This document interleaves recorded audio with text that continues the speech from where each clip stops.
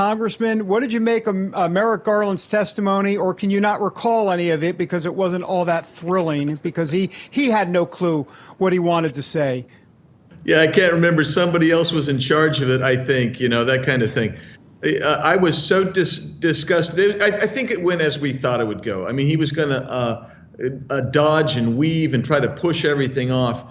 And this notion that somebody else was in charge, and yet that person, David Weiss, right, who's now the special counsel, when he was investigating Hunter Biden, Merrick Garland said that he had ultimate authority. Now, what ultimate authority means is nobody's constraining you, and yet he had to go. David Weiss was required to go to Merrick Garland for permission to get cooperation to prosecute from other jurisdictions.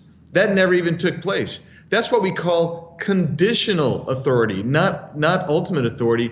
And so it was just one more piece of evidence of his inconsistency. But I'll tell you what, he showed very clearly that this is a two-tiered justice, not even a two-tiered, this is a multi-tiered system, and different people get different justice depending on what their personal beliefs is, what their religious beliefs is, what their political beliefs are, and and how they conform to his.